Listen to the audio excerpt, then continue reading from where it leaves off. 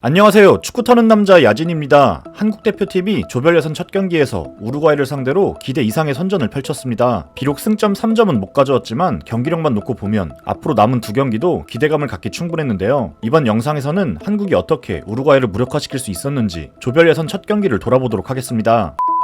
결국 부상으로 제외된 황희찬의 빈자리는 나상호가 대체했습니다. 그리고 나상호는 본인의 주 포지션이 아닌 오른쪽에 배치됐죠. 손흥민과 이재성의 자리 역시 주목할 만한데요. 그동안 4-4-2 대형을 시험할 때는 보통 손흥민이 전방에, 이재성이 측면에 자리하는 형태였지만 이번 경기에선 둘의 위치가 바뀌었죠. 이는 잠시 후 얘기하게 될 수비적인 전술 부분에서 큰 의미가 있습니다. 먼저 한국의 공격을 살펴보면 역시나 후방에서부터 차근차근 만들어가는 공격을 보여줍니다. 정우영과 황인범이 수시로 내려와 패스 길을 열어줬는데요. 자연스럽게 상대의 압박도 몰리게 됩니다. 그리고 우려와는 다르게 압박을 잘 대처해내면서 전방으로 공을 잘 보내기 시작하는데요. 이번 경기는 일부에서 얘기하는 한국에게 빌드업은 안 어울린다, 대충 때려넣고 많이 뛰는 축구나 해라 라는 얘기가 얼마나 의미 없는 소리인지 잘 보여준 경기였죠. 후방 빌드업의 목적 중 하나는 상대를 끌어내 공간을 만드는 것에도 의미가 있습니다. 이 경기에선 그걸 잘 수행했는데요. 경기 초반 우루과이는 상당히 높은 압박 기준선을 형성합니다. 베시노가 높이 올라와 수아레즈와 동일선에 위치하고 우리의 최후방 라인을 견제하죠. 발베르데 역시 한국의 후방 기점 역할을 하는 정우영을 쫓습니다. 한국의 빌드업 구조를 분석하고 나온 수비 형태였는데요.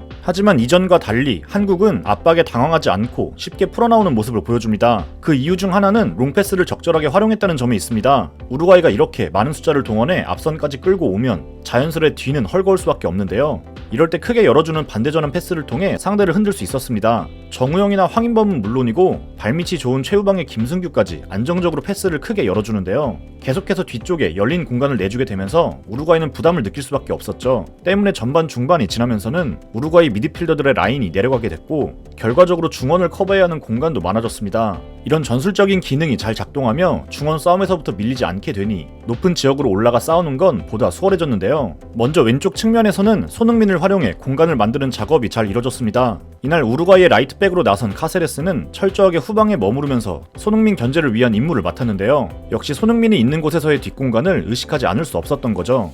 하지만 손흥민은 공격 시 중앙지역으로 좁혀오며 카세레스가 상당히 거슬릴 만한 위치로 자주 이동하는데요. 손흥민에게 공이 가면 빠르게 전진에 부딪혀보지만 오히려 그 뒤를 내주는 결과가 나오죠. 이를 김진수가 재빠르게 활용합니다. 이날 왼쪽에서는 카세레스를 상대로 손흥민과 김진수가 2대1의 구도를 만드는 장면이 여럿 나오는데요. 공격 시 높고 넓게 펼쳐져 있는 오른쪽 윙어 펠레스트리의 수비의식 부족이 만들어낸 기회였습니다. 그리고 주된 공격 루트는 오른쪽이었습니다. 나상호와 김문환은 기대 이상의 퍼포먼스로 우측면에서 활로를 만들어냈는데요. 2대2 플레이를 적극 활용하며 우루과이의 측면을 흔들었죠. 특히 나상호는 오프더블 움직임을 통해 좋은 장면을 여럿 만들어냅니다. 이렇게 하프 스페이스를 점유하며 풀백과 센터백에게 혼란을 주는 건 벤투 감독이 측면 윙어들에게 적극 주문하는 부분이지만 이날 경기에서 우리에게 가장 좋은 찬스였던 이 장면을 만드는 과정을 보면 나상호 개인의 영리함이 돋보입니다. 김문환에게 패스를 넣어주는 상황에서 우루과이 레프트백 올리베라의 시선을 자신에게 유도하는 움직임을 가져가는데요. 이 각도에서 더 잘 보이는데 나상호가 중앙으로 이동하며 올리베라를 자신에게 고정시켰고 결과적으로 김문환에게 하프 스페이스를 제공하게 되죠. 마지막으로 빼놓을 수 없는 선수는 이재성입니다. 마치 박지성을 연상케 하는 움직임으로 곳곳으로 이동하며 숫자 싸움을 도와주는 덕분에 대표팀은 계속해서 패스기를 만들 수 있었는데요. 이렇게 끊임없이 이동하며 삼각 대형을 만들어주는 이재성의 존재는 벤투호의 축구에서 가장 필수적이죠.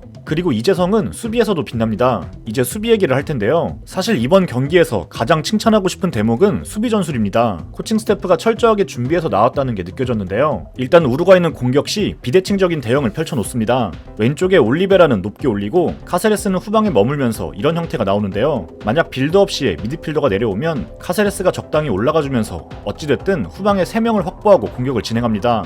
이에 한국은 촘촘한 4-4-2의 대형으로 상대하죠. 일단 이날 한국 수비의 1차적인 목적은 우루과이가 강점을 보이는 사이 공간 진입을 허용하지 않는 것이었습니다. 지난 프리뷰 때도 언급했듯이 우루과이는 이곳으로 여러 선수가 드나들며 이 공간을 아주 잘 활용하는 팀인데요. 우루과이가 좋아하는 이곳을 봉쇄하며 쉽게 들어오지 못하도록 하는 거죠. 이를 위해서 전방에 두 가지 장치를 만들어놨습니다. 이재성과 황의조에게 각기 다른 역할을 부여한 건데요. 먼저 황의조는 압박을 위해 상대에게 달려듭니다. 이렇게 적당히 라인을 유지하다가 약속된 압박 트리거가 발동되면 빠르게 압박이 시작되는데요.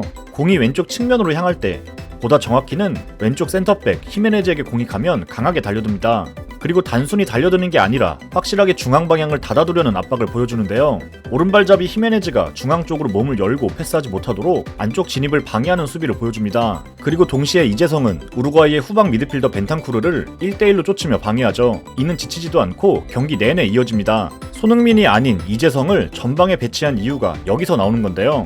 이렇게 우루과이의 후방 기점을 봉쇄하면서 우루과이의 공격이 향할 곳은 하나밖에 없습니다. 바로 왼쪽 측면이죠. 우루과이는 중앙 루트를 활용하지 못하고 왼쪽을 거쳐 공격을 만듭니다. 올리베라와 누네스가 움직이며 공을 받는 곳인데요. 이 위치에 준비된 카드가 바로 나상호죠. 황의조가 공 방향을 측면으로 몰아내면 이후 나상호가 강하게 부딪혀주면서 공을 탈취합니다. 나상호의 수비적인 기여로 인해 한국은 측면 구역에서 수적인 우위를 놓치지 않았는데요. 나상호와 이재성은 이날 수비적으로 200% 헌신하며 팀을 도왔습니다. 이날 우루과이의 지공은 위력적인 게 거의 없을 정도로 무기력했죠. 결국 긴 패스에 많이 의존하게 되는데요. 특히 왼쪽이 막히자 반대쪽으로 넓게 벌리는 전환 패스를 자주 시도하는데 이곳에 있는 김진수도 사실 풀백 중에는 운동 능력으로는 뒤지지 않는 선수라 어렵지 않게 대처합니다. 우루과이는 경기가 안 풀리자 후반전 변화를 주기도 했죠. 카바니 투입과 동시에 누네스를 투톱과 같이 배치시키고 미드필더를 전진시켜서 박스 안에 많은 숫자를 밀어넣는데요. 단순한 롱볼과 크로스 공격으로 승부를 보지만 효과적이진 않았습니다.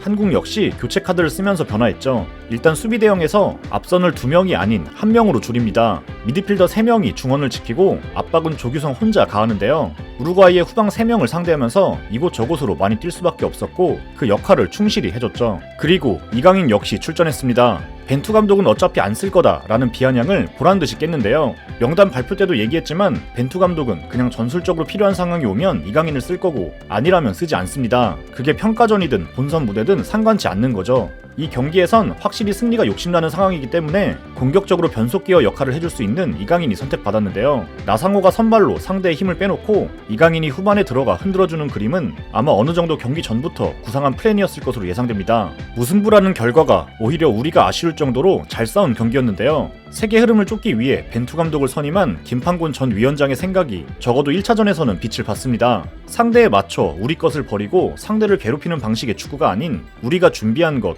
우리가 경기를 주도하는 축구로 유의미한 경기력을 보여줬죠.